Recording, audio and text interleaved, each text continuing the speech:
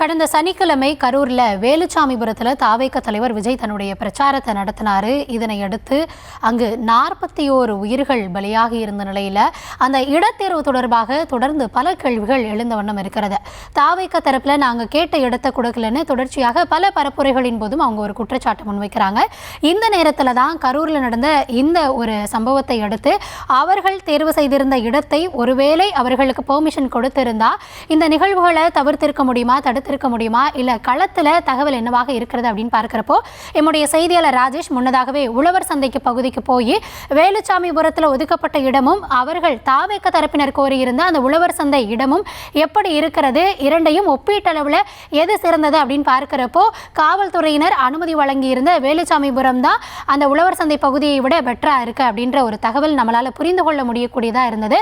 அடுத்ததாக அவர் மற்றொரு இடத்திற்கும் போயிருக்காரு. தாவேக தரப்பில் இருந்து அவங்க கோரியிருந்த இடத்துல மற்றொரு இடத்திற்கும் அவர் இப்போ போயிருக்காரு. எங்கே இருக்காரு, அங்கே என்ன கள நிலவரம் அப்படின்றதையும் நம்ம பார்க்கலாம். ராஜேஷ் வணக்கம். இப்போ நீங்கள் இருக்கிற பகுதி எந்த இடம், ஒப்பீட்டளவில் வேலுச்சாமிபுரத்தையும் இதையும் இப்போ நம்ம கம்பேர் பண்ணி பார்க்குறப்போ இங்கே இடவசதி அதிகமாக இருக்குதா, இல்லை அங்கே இருக்க மக்கள் என்ன சொல்கிறாங்க?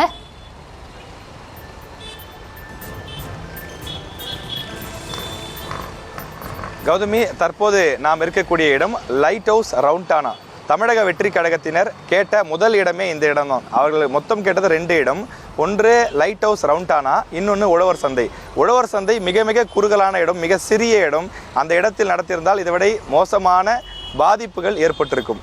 தற்போது நாம் இருக்கக்கூடிய லைட் ஹவுஸ் ரவுண்டானா பகுதி, இந்த இடம் சற்று பெரிதாகத்தான் இருக்கிறது. அதாவது அந்த கூட்டம் நடந்த வேலுச்சாமிபுரத்தை விட நாம் தற்போது இருக்கக்கூடிய அவர்கள் கேட்ட முதல் இடமான இந்த இடம் பெரிதாக இருக்கிறது, அதில் மாற்று கருத்து இல்லை.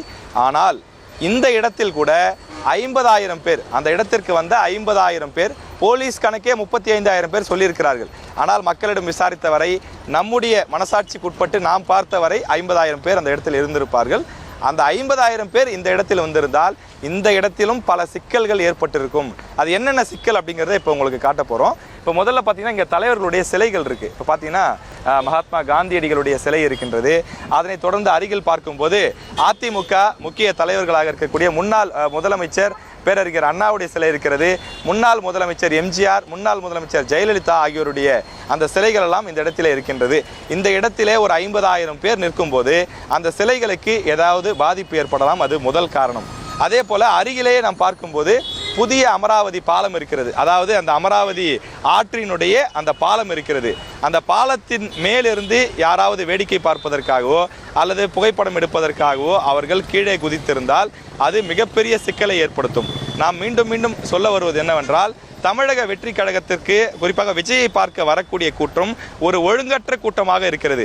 அவர்களை கட்டுப்படுத்த யாராலுமே முடிவதில்லை. காவல்துறை மட்டுமல்ல, அந்த கட்சியின் பொதுச் செயலாளர் புஷி ஆனந்த், ஏன் விஜயே சொன்னால் கூட அவர்கள் கேட்க மறுக்கிறார்கள். மரத்தில் அமர்ந்து கொண்டிருக்கிறார்கள், கீழே இறங்க நண்பா என்று விஜய் சொல்கிறார், இறங்க மறுக்கிறார்கள்.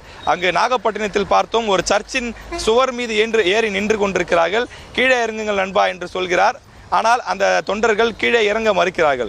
காரணம் அவர்களுடைய வயது, அவர்களுடைய ஆர்வம், அவர்களுடைய இளமை துடிப்பு அவ்வாறு இருக்கின்றது.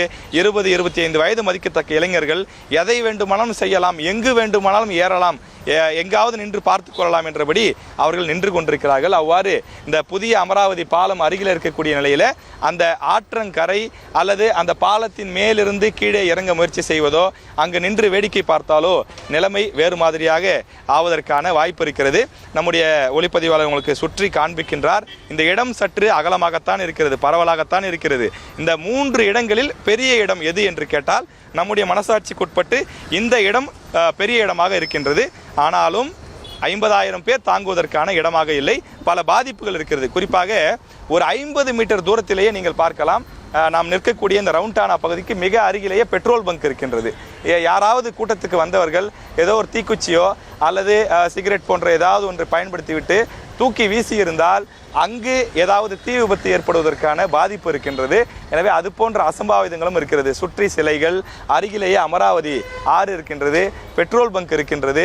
அதே போல இங்கும் உயரமான கட்டிடங்கள் இருக்கின்றது, சிக்னல் இருக்கிறது. நான் பார்க்கிறோம் இங்கே ஒரு உயரமான கட்டிடம் இருக்கிறது, சுற்றிலும் பல கட்டிடங்கள் இருக்கிறது. எனவே கட்டிடத்தின் மீது ஏறுபவர்கள் இறங்கினால், குதித்தால் ஏதாவது அசம்பாவிதம் ஏற்படும்.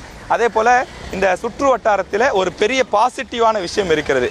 அந்த உழவர் சந்தையிலிருந்து தப்பித்து செல்வதற்கு வாய்ப்பு கிடையாது. அதே போல் வேலுசாமிபுரத்திலிருந்தும் தப்பித்து செல்வதற்கு வாய்ப்பு கிடையாது. ஆனால் இந்த இடத்தில் ஒருவேளை 50,000 பேர் வந்திருந்தால் கூட தப்பித்து செல்வதற்கு நிறைய இடங்கள் இருக்கிறது.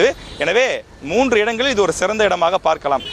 ஒரு தள்ளுமுள்ளு அதிகமாகிறது, மூச்சு திணறல் அதிகமாகிறது, மயங்கி விழுபவர்களுடைய எண்ணிக்கை அதிகமாகிறது என்றால் 6 வழிகள் இருக்கிறது.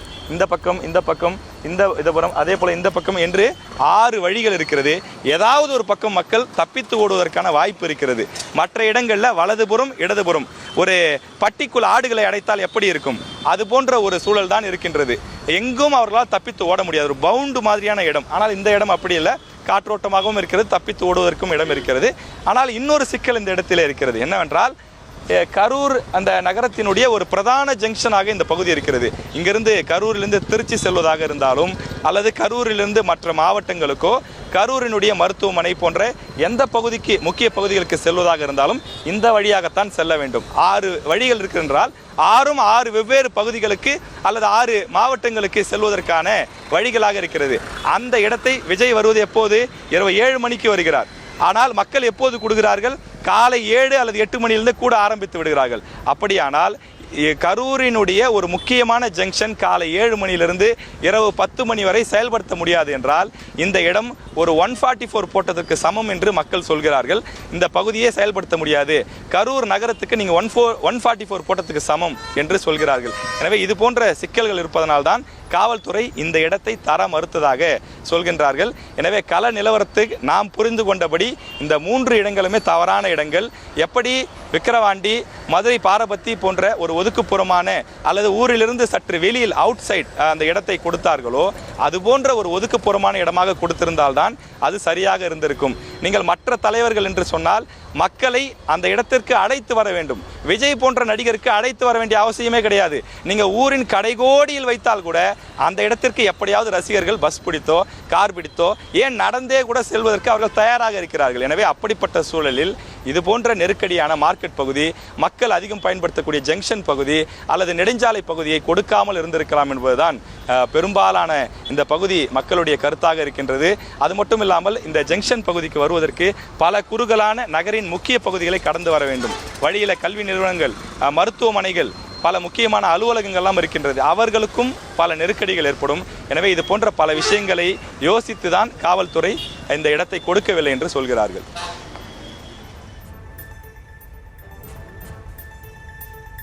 கண்டிப்பாக ராஜேஷ், நீங்கள் இப்போ நிற்கக்கூடிய அந்த ரவுண்டானா பகுதி பார்க்கும் பொழுது ஒரு பரந்துபட்ட பகுதியாக இருந்தாலும் நீங்கள் சொல்கிற மாதிரி அங்கே பெட்ரோல் பங்க் இருக்குது, அமராவதி பாலம் இருக்குது, இளைஞர்கள் ஒட்டுமொத்தமாக கூடும் பொழுது என்ன வேணாலும் இங்கேயும் நடந்திருக்கலாம். அதையும் கருத்தில் கொண்டு போக்குவரத்து மிகுந்த பகுதி, மக்களுக்கு இடையூறு வரக்கூடாது, இப்படி பல காரணங்களை கவனத்தில் கொண்டு தான் காவல்துறை அனுமதி மறுத்திருக்கிறார்கள்.